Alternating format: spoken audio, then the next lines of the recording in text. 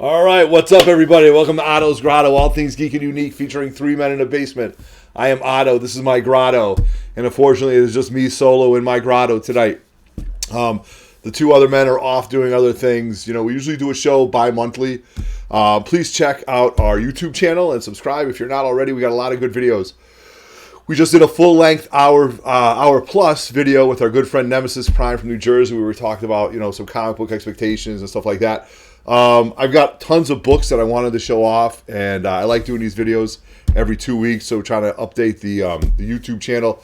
Please give me a share. Please, tell your buddies about it. I'm trying to build up our subscriptions, so it's pretty tough. So I'm going to talk about the method to my madness, and there is quite a madness when it comes to my comic book collecting. So I've got some stuff all set up, so if I could take 30 minutes of your time, I'd love to. And if you're on live right now, throw me a chat. I'm going to try to monitor it. Some of my recent pickups is the Infinity Gauntlet. That's right. Thanos doesn't have anything on me right now, all right? And I guarantee I will bring that to the movies. I'm definitely a fan of that. So I have been buying some books lately. I've been really feeding the madness. I'm trying to just pick some stuff up. I've had a great time. We've gone to a few local shows.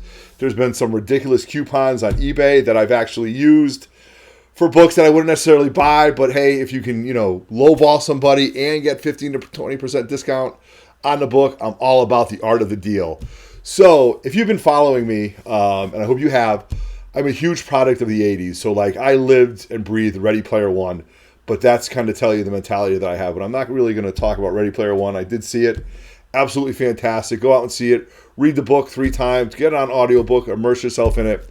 Just fantastic 80s stuff. So growing up, I was a huge fan of the Super Friends. To me, the Super Friends was just it. It had all my superheroes. It had Batman, Superman, Green Lantern, Hawkman, Flash, all the villains. And my favorite episodes were the Super Friends versus the Legion of Doom, where you had Sinestro, Grundy, Grodd, Giganta, Riddler, everything like that. So as I started collecting, me and my executive producer Byrne 1869, please give him a follow on Instagram, and now my good friend Nemesis Prime, we have been collecting the LOD members, right? The Legion of Doom characters. So we've been piece by piece collecting, their different first appearances, and it's been a lot of fun. So right now in front of you, I have Adventure Comics.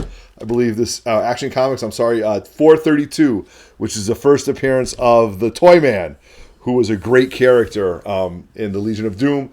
Comes up as a Superman villain, but I remember him against the Batman in Legion of Doom and the Challenge of the Super Friends. So I do have this book. Great looking book. We're also going to talk about how sometimes when you're looking for a book, you find it raw, and then you find it slabbed, and then it's all up to you. So however you want to collect your books is entirely up to you. One thing I've learned in this past 3 years of immersing myself back into comic book collecting culture, I just want to preface this by saying I was a huge collector when I was little. By little, I'm 46 years old. I'm talking when I was from 12 to, not even 12, maybe 9 to 14.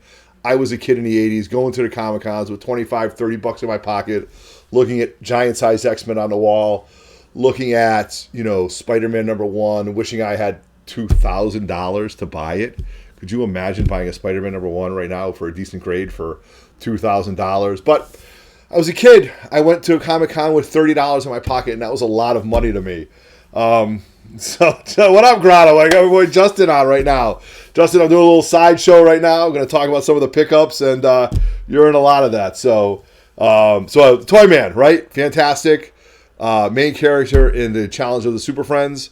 So I have that. Now, about a month ago, I did show this off. I was in a comic book raffle on Instagram, and I did win Batman number 171 at a 6.5. First appearance of the Riddler. Great book. I spent a lot of money on these raffles, so I probably paid well over GPA for it. So just happy to have this. Riddler was great in the Challenge of the Super Friends when he showed his cards and they all burned up. Just a great character. Classic Batman villain. First Bronze Age. I just want to preface this by saying first Bronze Age. And will I ever own the Golden Age of Riddler? Probably not. It's just a great book. Stuff like that. So don't really have that book. And this is what I have for that. So I'm really happy to have that book right here. So I got this. This is on the wall. 6.5. Looks a lot better than a 6.5 other than it's like fading over here on this side. So that kind of sucks. But I'm happy to have it for the raffle. I'm sorry. So here we go. So with these dinging sounds that you're hearing is my Mac going off, and I'm going to apologize for that. So remember when I said how sometimes you find the book that you want in the raw, and next thing you know, there's some deal on eBay. So you say, hey, look it up. And then I look it up, and I lowball some guy on a price. He responds with a price that's reasonable. There's a 15% coupon, and I end up with another copy of Action Comics 432 slabbed 9.4, which is good because eventually I'm going to display all these on my wall, and I do want them all slabbed. And I'm honestly very guilty of saying I have a lot of books raw, and I have a lot of the same books slabbed. Because I am a collector. I like to display myself. I like to ogle over it. That's half the fun of collecting. So this just came in the mail today. This was an eBay purchase the other night. Should I have bought this? Do I have the funds for it? Nope. Do I own it now? Yes. Am I happy? Sure. Just a great looking book. Don't know why it came back in 9.4. Looks really clean to me. The book came out in 74. And Nick Cardy cover. So very cool book. Happy to have that. And so Multiple Comics Monday. There you go. Now, another book on my want list, which I'd been after for a long time, and this book and the book below it were books that one vendor had at a show, was the second to last show that I went to, and he had both of them. And how often does that happen? I don't know. Was I willing to drop all that coin at once? No, but he was a local guy. Gave me some options to pay it off little by little, so I did. And one of my favorite characters, one of my favorite villains, Gorilla Grodd. And here it is. It's Flash 106 from 1959, the first appearance of Gorilla Grodd and the Pied Piper. Here we go. Beautiful book at a 3.0. Would I love to have this book in a higher grade? Absolutely. Is it realistic for me? No. I'm happy to have this book the way it is. It's solid. But my biggest pet peeve is if it's a first appearance, he's not on the cover. So their editors had a chance. They said, okay, here we are. We're going to introduce two characters. Let's see which one sticks.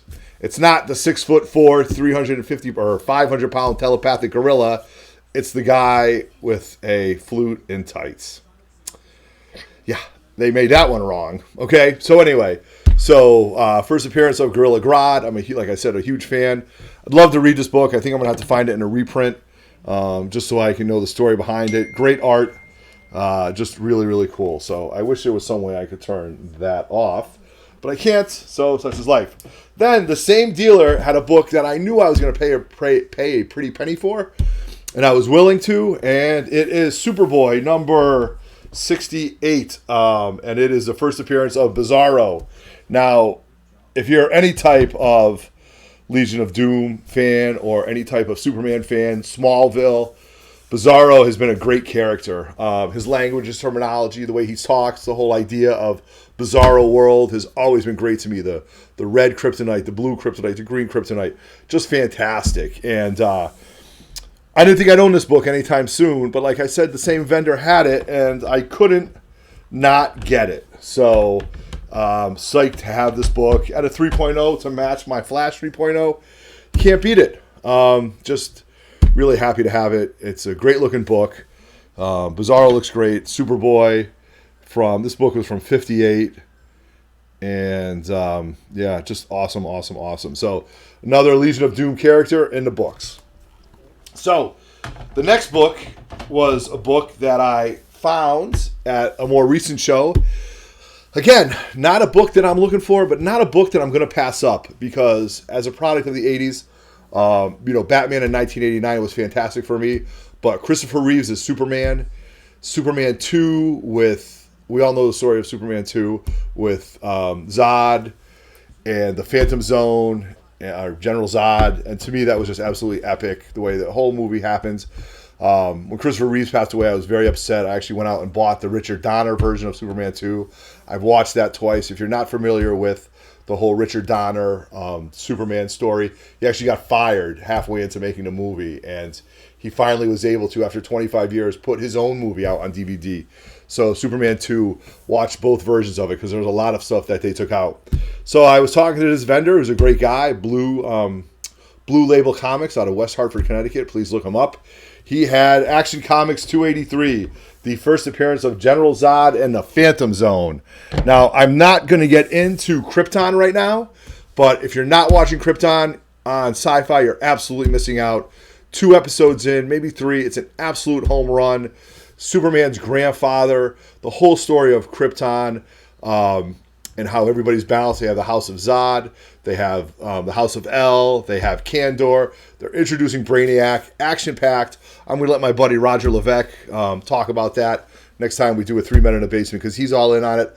I'm all in on it. Sci-Fi's doing a great job. Book at a 6.0. Would I like to have it at a higher grade? Yes. And actually, when we were looking at it, my boy Nemesis Prime was quoting the guy's price, and he had a 7.5. Couldn't really drop the coin for the 7.5, but when Justin walked away, I said, you know what? I'm not passing up this book. Unfortunately, I'll tell you a story. 4 or 5 years ago, maybe 4 years ago, when I was just getting back into it, I stopped at Jay and Silent Bob's Secret Stash in Cherry Hill, New Jersey. We were on our way to Atlantic City for a family vacation. I walked in, and I had a pocket full of money because we were going on vacation. I walked in, and they had a Hulk 181. And they wanted like $800 for it. And I'm like, I cannot drop $800 before we go on vacation. So I said, I'm going to be back in 4 days. What are the chances of it selling before I get there? So the first night, I'm at the Borgata. I'm gambling a little bit. I hit a slot machine for close to $500. I pulled that ticket out. I said, I'm going to go buy the Hulk 181 with this. On our way back from Atlantic City, I walk right into Jay and Silent Bob's Secret Stash. Walt is standing right there, and I'm like, hey, what's up? Remember me, the guy from Connecticut? I'm here for that Hulk 181. He looks at me and he goes, yeah, you were that other guy. And I said, other guy? Yeah, you were the other guy who missed out on it because 2 hours later, a guy came in and bought it. So we sold out, and I was just floored. I said I should have bought it when I had the chance because I paid 4 times as much for it. I do have a Hulk 181 graded at a 9.2, so that's that book. But that took me 2.5 years to get. So when books come around that I don't find often, like this one, I don't want to pass it up. The art of the deal always helps. A lot of shows, some vendors are willing to make deals, some vendors aren't. I'll always go with the vendor who's willing to make a deal because $20 in my pocket is $20 more for another book, and more importantly, I'm more than happy to do business with that other person again. Oh, he's saying he did get it, right? Yeah, so he made that deal. So if you're on our chat right now, Nemesis Prime picked up the 7.5. So, we both got it. And more importantly, we got it from the same guy. The vendor's a nice guy. So, Blue Label Comics. So, all right. So, that's my DC stuff. Now, moving on to some other stuff. So, like 2 weeks ago, I'm in an Instagram group. It's called the Comic Talk Illuminati, or a bunch of guys from all over the country that like to talk comics, all guys in my age group and stuff like that. So again, eBay had that stupid coupon on, so I go hunting for something, not really looking to buy something, but I was in my heyday in like 1981, 1982. I had a lot of books. I kept all my X-Men. I kept a lot of my other books, but I sold some books. So I had this book as a kid. Where it went, I don't know, but I lowballed the guy. The stupid coupon didn't work. I didn't pay much for this book. It's Spider-Man 229. I'm a huge Juggernaut fan, and someday I'll do a whole Juggernaut special. But this is my Amazing Spider-Man 229 from 1982. Madam Web, Peter Parker, John Romita Jr. cover. Juggernaut story, absolute fantastic. This is a 2-issue story arc, 229 and 230. When I talk about linear collecting, I like to have books that are relevant in the same grade. So when I look for 230, I'd like to have it at a 9.6 because that's linear. 2 stories, 1 story, 2 books, get in the same grades, not very expensive. Just ultimately awesome. I posted this on my Instagram page with, I got a Juggernaut figure and Spider-Man, and it's just a great, great book. I remember this book being very kick-ass. Juggernaut kind of had to lay the smackdown on Spider-Man, and even though Spider-Man was he was a lot more agile, Juggernaut was able to get a hold of him. he was pawning to Madam Web, who was going through some things. So Spider-Man didn't want her to get, banged up or anything like that. So Spider-Man was doing the right thing. So just another book that I picked up at a good price. Again, not necessarily looking for it, but again, it's all about the art of the deal. So I'm going to put that book away. Now, this was the biggest surprise of my month of a long, long time. So I'm a huge Star Wars fan. Well, how do you know I'm a big Star Wars fan? I'll tell you why. Because I said so. But no, I'm not. I was there in 1977. Star Wars changed my life. And I have this close and dear to me. I'm very happy. This right here, just so you know if I have to have any street credibility, is my original Star Wars lunchbox that I toted around when I was 8, 9, 10 years old. Yeah, I was that kid. I was that geek. But you know what? I still have it. And my mother saved it for me. My mother's been gone. My mother, God rest her soul, has been gone for many years. So this is my street credibility. I actually enjoy it so much. It has the thermos. And the thermos is not broke. The glass is not cracked. So if anybody ever challenges me on my Star Wars, if anybody tries to G-check me on my Star Wars knowledge or my Star Wars game, I have the thermos. I have the lunchbox from 1977. I was there when it all happened. So, but in the comic book world, I don't own Star Wars #1. I don't have it. Because to me, Star Wars was the movies. They were the toys. They weren't comic books. That was separate. So it's very funny how a lot of my friends in my comic book talk, and my buddy Byrne 1869 kind of breaks my chops. How come you don't own Star Wars #1? And I say the same thing. Because it was a comic book, but the book's only going up in price. And some of my good friends got together behind my back, and they put some money together for my birthday, which isn't until June. And they showed up at on a live show, unbeknownst to me, with 2 fantastic books. Star Wars #1, Star Wars number 42, the first Boba Fett, first Bounty Hunters. Star Wars #1. Can't be any happier that I own these books now. And to boot, when Nemesis Prime came down, he brought me, before Marvel took over, there was Dark Horse Comics. The first appearance, the true first appearance of Grand Admiral Thrawn, done by Timothy Zahn. Timothy Zahn, the Heir to the Empire storyline is absolutely fantastic. It is considered canon. Please read it. These were 3 great Star Wars books that just fell in my lap. I belong, like I said, I can't thank my buddies in my comic talk anymore for this. It was a great group of guys. So 3 books. The only other book I think I would get is maybe number 2 at a 9.4, because I think that's the first appearance of Han Solo. So shout out to all my comic talk brothers for these great birthday gifts. Couldn't be happier. Can't wait to display them. And maybe I'll do a whole video about all my Star Wars stuff, because I've picked up a collection from a friend about a year and a half back of all original stuff. I do have the whole 12 back loose. And maybe I'll just do a whole special on that. But here we go. Star Wars 1, Star Wars 42. This one right here, this Heir to the Empire book is pretty clean. This might have to get sent out and come back, so I'll have all 3. So some great slabs right there. Very happy. Then, just to keep going, I'm only going to go for a couple more minutes. I, hang out locally, the town I live in.